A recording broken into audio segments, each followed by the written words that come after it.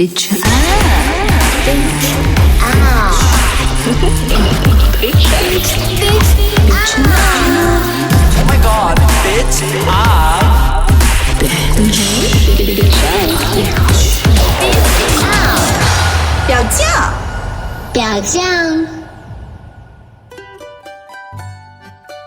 Hello， 大家好，欢迎收听表酱，我是 Jess。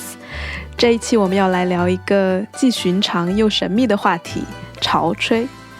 说它寻常呢，是因为我们总是在 AV 里看到女优们的激情喷射；而说它神秘，是因为在日常生活中似乎很难发生在普通女生身上，以至于很多人怀疑它是否真的存在，或者对所谓的加藤鹰、金手指什么的嗤之以鼻，觉得现实中也没那么爽嘛。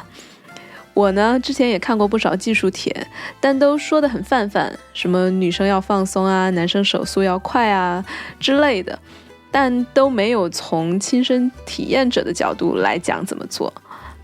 那表酱之前也推过云老师写的潮吹技术帖，但他侧重讲的是女生自己如何通过自慰，就是阴蒂自慰，达到潮吹。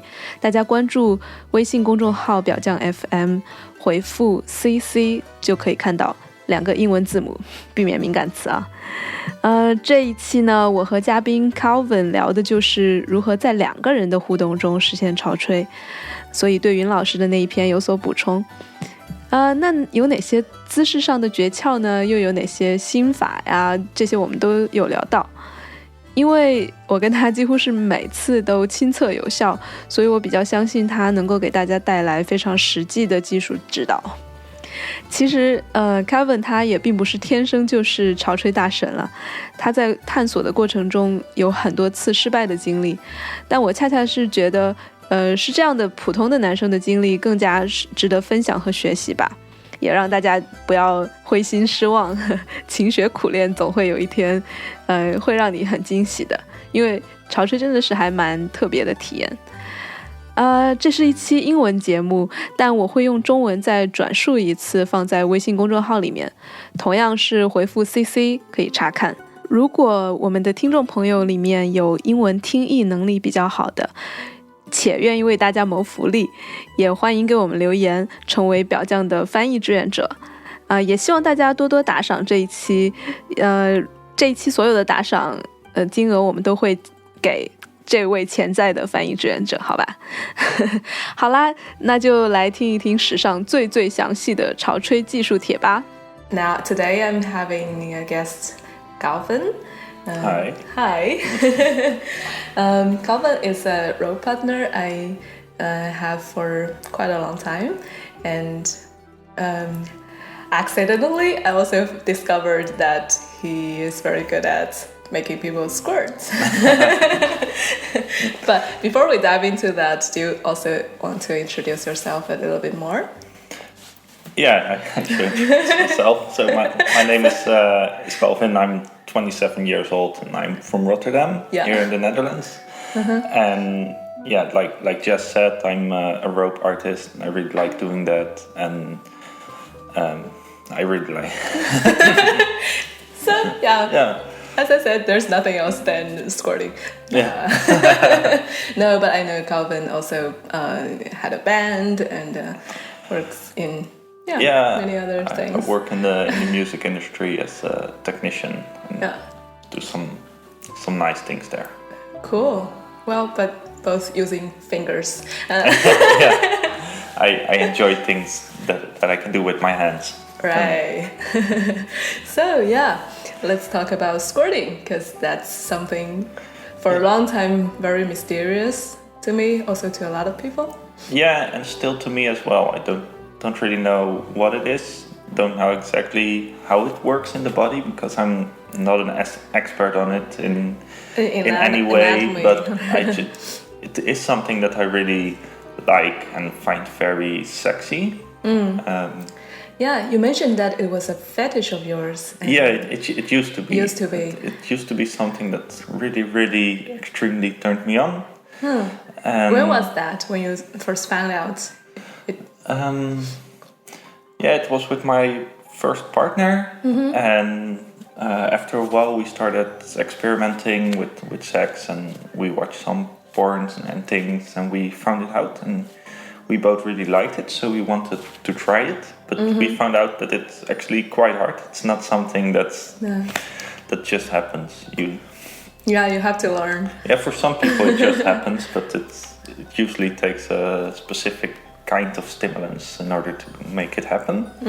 So I started to look on videos and articles and things of how to make this happen, because I wanted to give it to my partner and experience it for myself. So So you started to do a lot of research?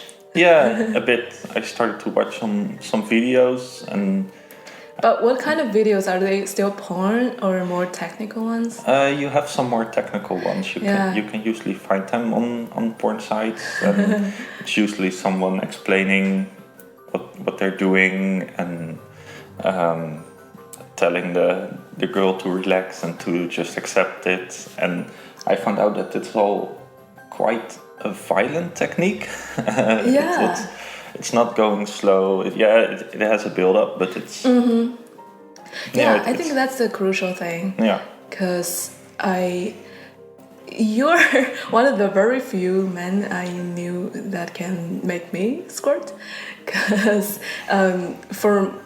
I think what you did in common was indeed quite violent in the end. Yeah. Like the speed and the strength, like. Yeah, it's not what you thought would be like gentle or. No, and also you don't really have to be that gentle. Of course, you have to warm up first for somebody to like it, but it's quite a strong area of the body, and So I was about to ask you about your own experience, but if you want to talk about the details, it's also okay.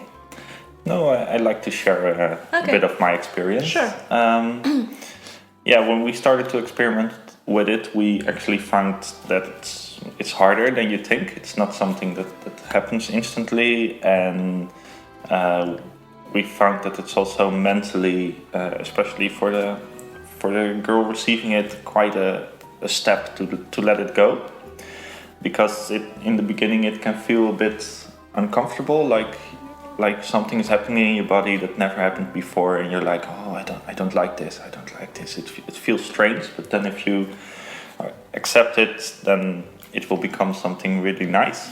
And you mean for girls, it feels strange to have such strong penetration? I heard from some, of course, I cannot experience it myself, but I heard for some people that before it happens, they sometimes feel like they need to pee, or like a strange sensation that they're not sure if they're liking it or not.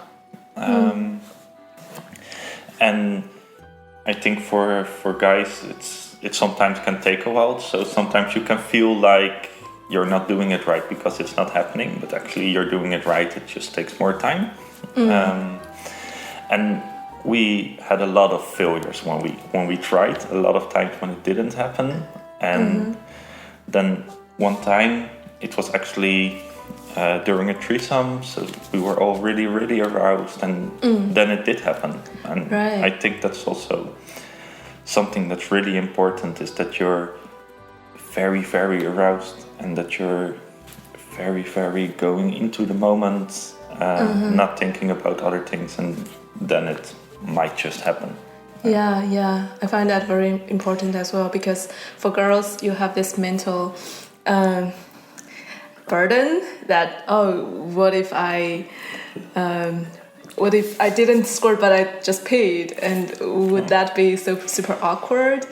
Or even just very practical things like, what if I pee my sheets, and the sofa, and so it's there are a lot of things to worry about, and then when you worry about things, that's likely not to happen. No, and that's the downside. It can become quite a mess. But it's worth it. It's worth it. But can you actually tell squirt from pee? Yes. Yeah? Yes, you can. Because it's not the same liquid. It's a clear liquid, and it doesn't really have a smell. It sometimes has a bit, but not really. And it actually comes from the same place where it exits. But it's just a different liquid. I also read some articles about it. They're still not really sure what it is and where it comes from. But it's not the same as pee, so yeah, you can tell the difference. Yeah, it's because I saw quite some articles about this, and I didn't believe it before I really actually had it. So yeah, a lot of people would still say, oh, it's just porn and people hold their pee and they do that. But no, I actually don't think it's that way, because even if I just peed, I can still squirt. So it's really a matter of, for me, really relaxation and letting go of any shame or any worry. So yeah, I think mentally that's the preparation you need to do. Right.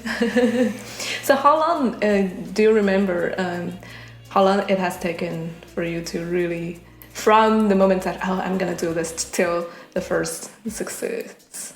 Oh yeah, it really took a long time. I'm not precisely sure how much, but I know it was more than a year. Wow. Because a lot of practices. It wasn't also that we always tried it when we had sex, but at some point we just thought that it wouldn't happen for her, that it was something she was not able to do. So we didn't really start to try for it anymore, but I still use the techniques that I learned while I did research on it, because it were techniques that she really enjoyed. And, so I just keep using them, and then one time it did happen, and eventually, and after that, after the first time, it became more and more easy for her to squirt. So I also think it's something, especially the first time, can be quite a mental step, and the second time as well. But then the third time it's easier, and it becomes easier and easier. Exactly. Yeah, that's the same for me as well. But so is that that was your first experience, and afterwards you I guess you also got more experienced with other girls, although everyone is anatomically quite different. Yeah, of course. And I think in that case it's most important that you watch your partner, see if she's enjoying it, look at her face, listen to the sounds she makes, and that's something. If you keep that in mind, you cannot really do anything wrong, because you also will see it if there's any discomfort or pain. And you can also hear it in the vagina, because the techniques make kind of a gushing sound. It can sound a bit like you're putting your hand in a bucket of water and flopping it around. It can make a kind of similar noise to that. So that was before a girl actually squirts. So you can already tell from the sound it's getting there. Yeah. Okay. Yeah, I heard that sound as well, but I have no idea what is going on. Yeah. So yeah, you talked about discomfort and pain. I think that's quite a subtle line between like really having a pleasant squirting experience, and if you're doing it wrong or you're not relaxed enough, it's really going to be quite painful. Well, the technique you're using, it's quite fast, and it's a bit rougher than just what most people do. So yeah, you have to be careful that you're doing something your partner enjoys and that you build it up, because probably if you go in and just start with it, your partner will be like, well, that doesn't feel really good. But if you go slow, build it up, then somebody will like, yeah, this feels really, really good. So is there a specific point you're pressing? Yeah, there is one point. Actually, when you enter the vagina with your fingers and you curl them up, you can feel a bit of a squishy sponge-like area. Really? And that's... It's so-called G-spot, right? Or no? I'm not sure if that's the G-spot. Because there are multiple sensible spots in the vagina. And I'm never sure if this is the G or that the G-spot is further back. So yeah, can we like slow down here and make it really technical? So how many fingers do you use? I use... Well, it depends on the position I'm in to the person. When I want to make somebody squirt, I like to sit on the side of them. And because I'm right-handed, I would like to sit on your... When you're laying on your back, I would sit on your right side. On my right side? Yeah. Okay. So my right arm is on the side of your vagina and my left is on the side of your head. Okay. And then I would insert 2 fingers and I would do my mingle finger and ring finger. Yeah. And then just actually make the metal sign, but but then upside down. So your 2 fingers are curled up. Yeah. And then the movement you make is either make a come here motion with your you're very fingers, good at like you're wanting someone to come to you. Yeah. Or you just keep them curled and move your hand up and down. Oh, that can also work? Yeah, because then you're going into the sensitive spot that's just above the opening of the vagina. So it's actually not very deep. No, it's not very deep. It's a different kind of deep. Because, it's upward kind of deep. It's upward. It's a place that when you just go forward, you will not reach it. No. So, which one do you find easier? Like coming here or moving up and down?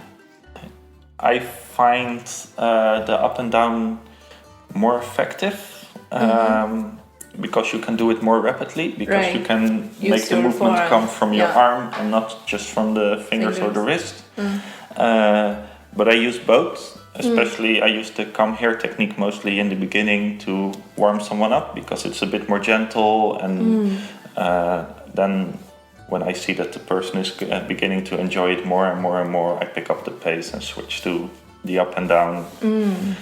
And that's usually when you start to hear the gushing sound, like I described. And then, well, it depends on the person, but after that there is a possibility of squirting. Cool. But also depending on the person. So if a girl is not too wet, can you still get there? Can you still have a gushing sound? Yeah, even that?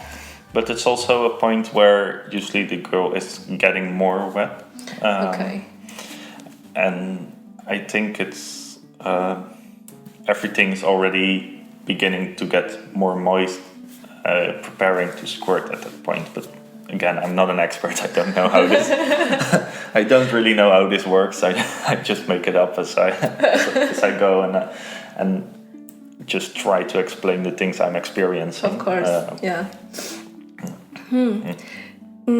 So do you try to avoid your fingernails from scratching? Because sometimes if you're really violent, how do you do that? I just cut my fingernails really, really short, and I will already do that because of my rope practice, because then I also don't want to scratch my model, and I want to keep them short anyway. But I think the vagina is just a very sensitive area for sharp objects like nails, or it gets scratched quite easily. So I think if you want to do this, it's always good to just cut your fingernails short. I don't know, because sometimes even if you cut your fingernails, you still have these hard parts of the fingernails. You know what I mean? And if, I don't know, it varies. Some people's nails are really hard, and then but I think it's still a matter of arousal actually. So if you are aroused enough and moisturized enough. Yeah. Well, I wouldn't do this with a very long fake stick-on nails, but everybody can decide that for themselves. No. I mean, but so you wouldn't intentionally avoid your current fingernails? No. It's because I also noticed that when I push on my fingertips, I actually don't really feel my nails because I cut them that short. So right.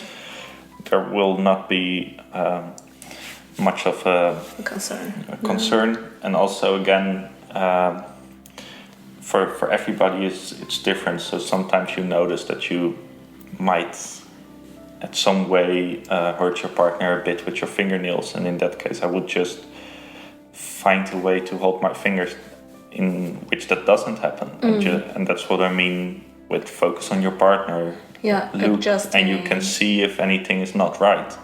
You can see if there's any kind of discomfort, and then I don't mean that she's screaming, this is not okay, I'm hurting. You can sometimes just see people look like, oh, this is hurting a bit, or this doesn't feel that pleasant, and then just change what you're doing a bit and find a way that it is pleasant.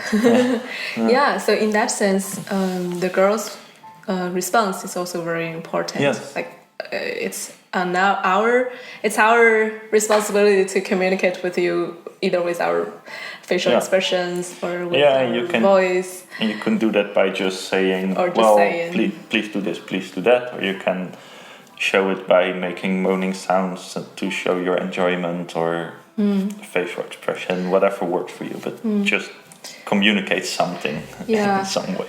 But the thing is, as you just said, it's something maybe quite some girls are quite familiar with, and it's in the beginning maybe a bit uncomfortable. So it's really a matter of deciding whether this discomfort is something I'm willing to tolerate for a while, or it's like I don't want to try it at all. Yeah. And I think that's actually with a lot of sexual acts, it's a combination of pain and pleasure. That's true. Especially when you go to the more kinky sites and the rope things I do, it's always a combination of pain and pleasure, and you always have to make the balance, like, ooh, I like the pleasure, but I have to endure this much pain in order to get it. Is it worth it? Yeah, so in that sense, people who can take pain as something not that negative may also enjoy like the violent squirting technique more. Yeah, and I actually wouldn't consider it very violent. I would just say it's fast and powerful. Yeah, fast and powerful is more of it's a better way to put it. I just noticed that sometimes people get a bit scared while doing it. Especially men or women who try to do this to someone, they're like, ooh, am I hurting you? Am I hurting you? Is this too much? And they can also get a bit freaked out by the sounds because this, if you never heard this gushing sound before, you're like, what's happening? What am I doing? Is this okay? Is this? Am I entering into a pipe? And that's just something you need to know. There are some strange sounds involved, and once you recognize them, they're no longer strange. But if you hear them for the first time, you're like. So when you heard that for the first time, were you freaked out, or did you already know that this is the right sound? I think I already knew that it was the right sound, so I got really excited. But then when nothing happened, because it doesn't always work, it was a bit disappointing. Because I thought, well, I'm getting there, it's finally happening, and I got so excited, and then, apparently it's not going to work. Well, So would you think putting a towel underneath would be helpful? Like for the women to be more relaxed and not worrying about making. I think it can be. Yeah. Because, like you said, it sometimes can be worrying that you're gonna get the laundry dirty or whatever, and it will help take care of that. Like, well, I don't have to worry about this, so it might be better to make you relax. And also something that can help, and that's also again with the towel, is put something underneath the lower back and the buttocks, because the way your back bends, there's an easier accessibility to the sensitive parts of the vagina while doing this. So you mean like putting a pillow? Yeah, a pillow or something. Like to raise your butt a little bit. Yeah. I think that also helps with the angle. Yeah. I guess. Yeah. Another question is, how do you deal with the sore arm? So really. Just soldier through it. It's quite some work. It's quite some work, and especially if it's not happening fast, your arm can get tired.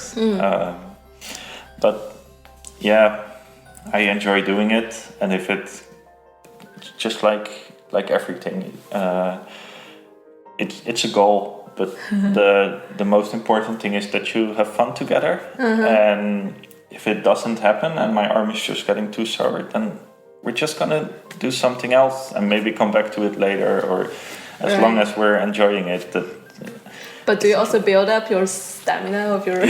Yeah, of course. And it's also important to not go all out at once, but just again look at your partner and see when she's going to reach her orgasm, and before when she's creeping towards that orgasm, build up your speed, and so you don't have to go extremely fast all the time, but you can conserve some of your energy by going a bit slower in the beginning and then gradually building it up. And again, if you misinterpreted it and she doesn't reach her orgasm, go a bit slower again and again build up, because otherwise, if you just go fast all the time, you end like up a marathon. With a very hurt arm and not much enjoyment for yourself, I think.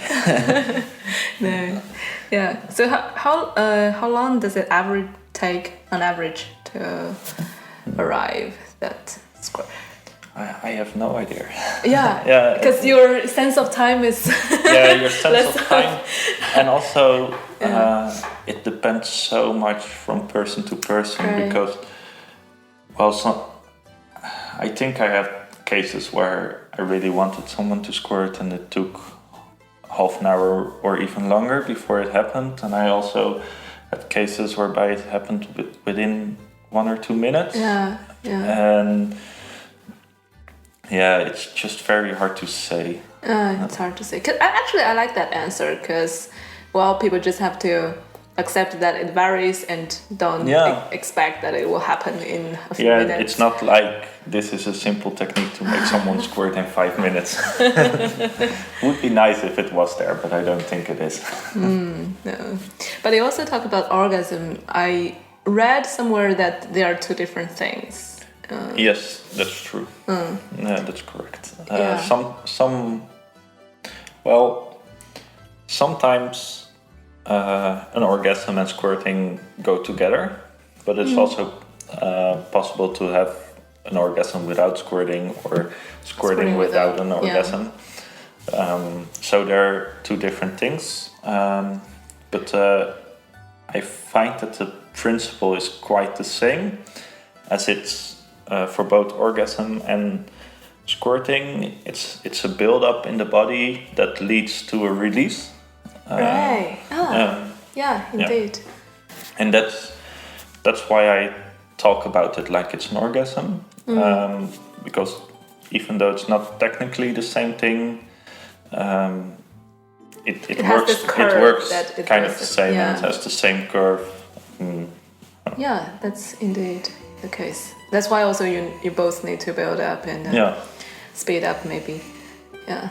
But of course there are different kinds of orgasms. Yeah. So I was thinking of, because we just talked about maybe a lot of men all have this ambition to make someone squirt. So I want to talk about it from a mental aspect, like is there anything? Before there's one thing I think it's good to mention is that also squirting can be really different, because for some it's just a light stream that's dripping from the vagina. For other women it's really like a squirt that goes like sometimes a few meters away, really? or anything in between. So for some it's really a lot. For others it's just a bit light splashing or anything. So also in that case don't expect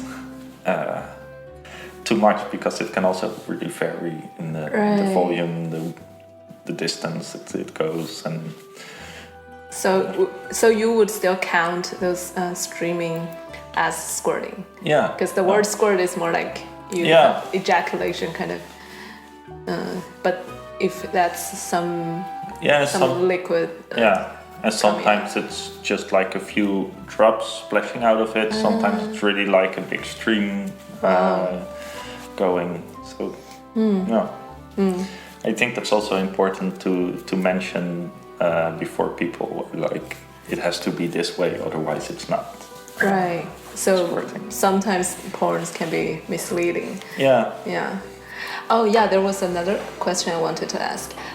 So would you think it will be easier if you first give a woman orgasm by like either whatever way, and then it depends, because you have to do whatever gets the person involved most aroused, because I know some girls that get really aroused after their first or second orgasm. And I also know some that are like a bit done and don't really want to be touched afterwards. Right. So it really depends on your partner. You have to try it out. Yeah. And I also wanted to ask, in your previous experience, did you communicate about those kind of things a lot? With my first partner where we experimented, I did. With other partners, it just happened because I was more experienced, so I recognized the sounds, the reactions, and I was just like, well, if you know what it is and you go with it, then it will happen. And if you don't, you can always tell me that you're not really comfortable, or like, this is a strange sensation. So I just went with it, and then it did or did not happen. So were they surprised? Some. Most had experienced it before, but not that often. So they were surprised in a way, like, oh, this can be done easily. This usually doesn't happen, but Okay. So you wouldn't also just tell them to relax or do this and that, but more like go with the flow and Because sometimes I think it's a bit counter effective if you tell, like, you say it, oh, let's relax or let's do this and that. It's a little bit it can be like if you tell someone to relax, then they can be like, why do I have to relax? Am I too nervous or like what's gonna happen when I relax? Okay. So what this is something I wanted to ask about, the mental part of it. So would you feel super proud if you have made so many girls squirt? It's something that I can be proud of, especially when someone is like, well, this is the first time somebody else make me squirt, or this usually doesn't happen. Because I noticed that most girls really enjoy it, and that they're really happy after it happens, and that they're like, this is a positive experience, and I really enjoyed it. And that's actually my main goal in sex in general, is to make the other person enjoy themselves and enjoy yourselves together. So yeah, that feels really good. Cool. And do you sometimes want to brag about it among other men? No, not really. I find that I keep my sexual experiences quite private because, well, to me it's just a private thing, and I think you should be able to talk about everything. But I also think you should be able to not talk about everything. Yeah, that's a choice. Yeah. Yeah, and I just like to keep my sexual experience a bit to myself. Yeah. I usually don't talk about it with friends or. No. That's interesting, because I saw a lot of men bragging about their techniques online, and I doubt if they can really do it, because I'm thinking like people who can actually do it would not take it a very big deal. I don't know. Well, to me, it's just something that I enjoy, and and you don't want to get extra pride after. Other than that, because and also I don't really feel that bragging about it would get me anywhere, because I want to have sex with people who wants to have sex with me, not because you bragged. Because I bragged that I can make them squirt, and they're like, yeah, I want to experience that now. I wouldn't enjoy that. No, sounds too like purposeful. And, But what do you? So do you have you said you don't talk too much about this with other men, but in my experience, because we are doing this podcast, and every now and then men would ask us, like, is there any technical guide to squirting? And I really want to do this. And so why do you think people have this obsession? Like, I have to be so technically good at something. I think that's kind of a human nature kind of things with everything. We always want to be good at things, and if we're convinced that we can learn everything. So in order to learn something, there must be a technique that you can learn, and that's why we always want to know all the best techniques and get better at everything. So I think that's kind of a human nature kind of thing. And when it comes to squirting or sex in general, I just think it's something that people really enjoy, and they find it arousing or sexy or like a turn on, and it's because it's visually more explicit. And I also think, it's something that's still a bit special. It's something that doesn't happen to everyone. It doesn't happen every time.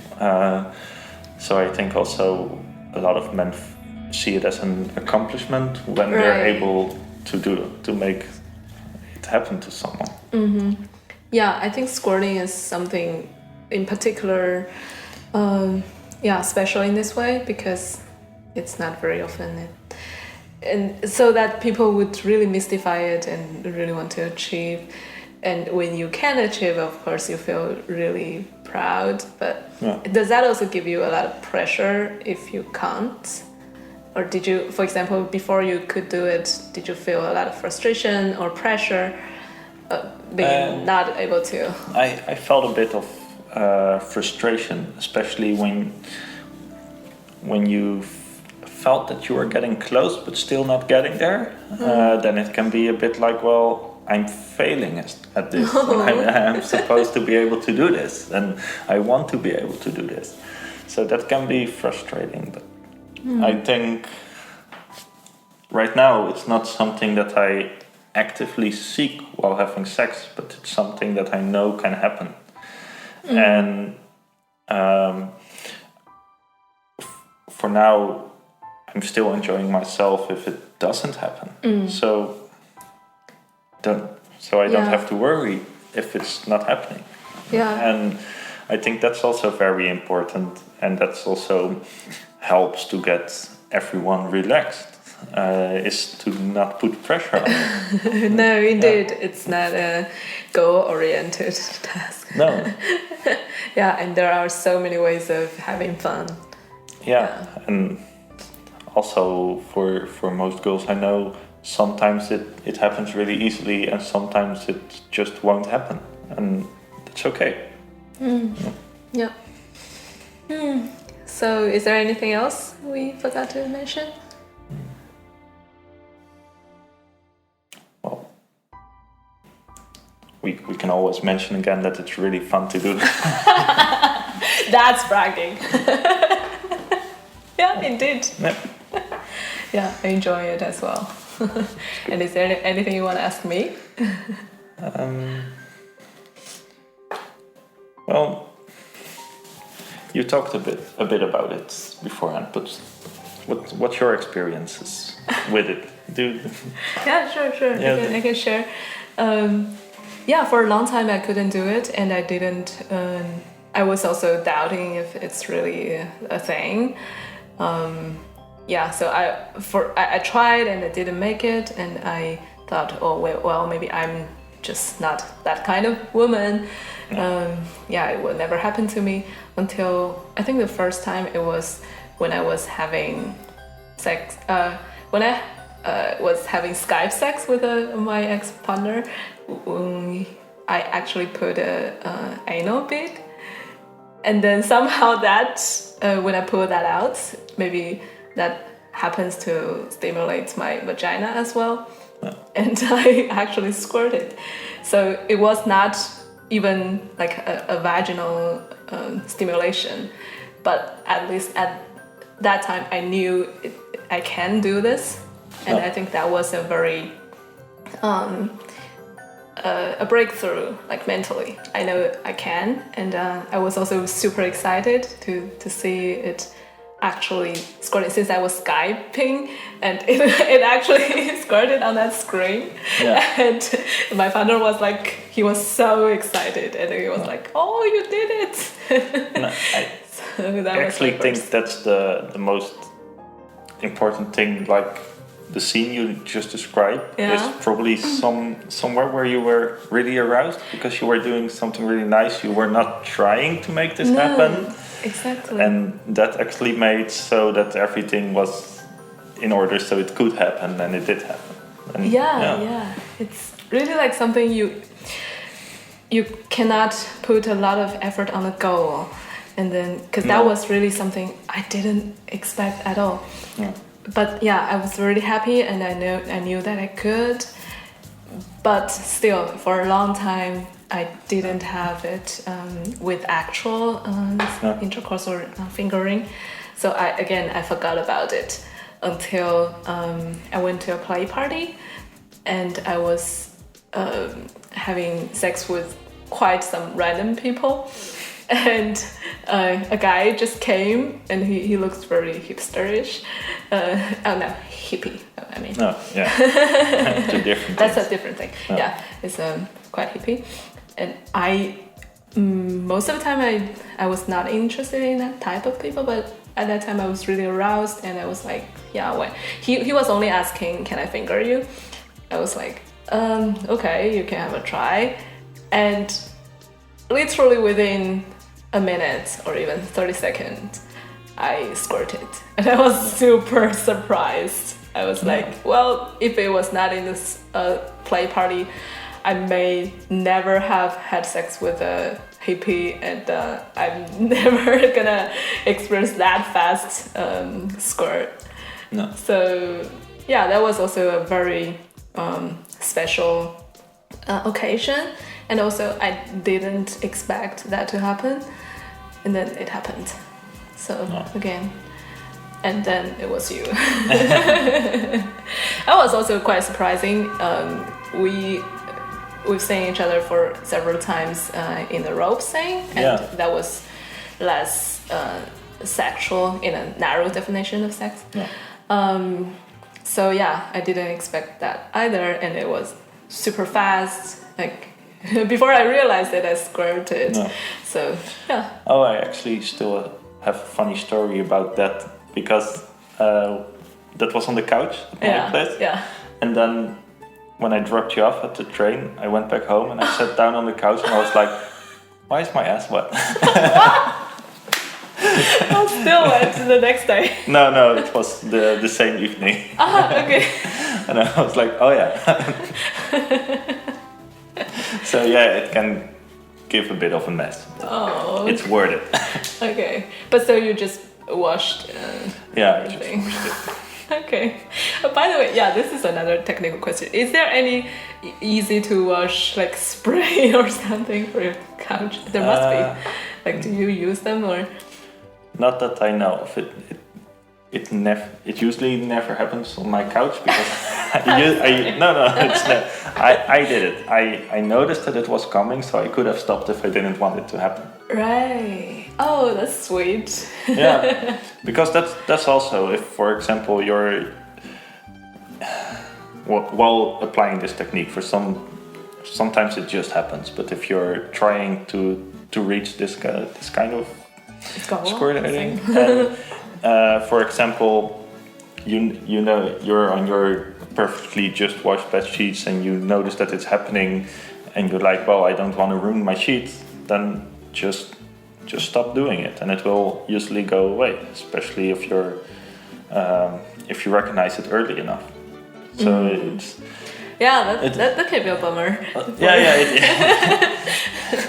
It can be a bummer. I'm not saying do this. I'm saying that it is an option. Right. And would you recommend standing doing that or no? It's possible. I think it's easier, especially for a first time if the girl's laying down and like I described, you're sitting to the side. But it can be done standing up. It's basically the same. Same logic behind. Yeah. Yeah, I can imagine sitting down and really relaxed. Yeah, I think laying down you get more relaxed. You can take your time because standing up in the shower, if it takes a long time, you get both of you. Yeah, you both get quite tired. So I prefer lying down, but you can do it anywhere. Cool. Okay, I think we've covered almost everything about it. Yeah. If not, we will just make another episode. And I would love to thank you for sharing this so openly. And I learned a lot about it. And thank you for having me. It was really nice talking with you about this, you asking the questions, and I really enjoyed it. So yes, I would be up for another episode. Well, maybe we can talk about rope the next time. That would be nice. Cool. And let's say goodbye to our audience. Bye. Bye.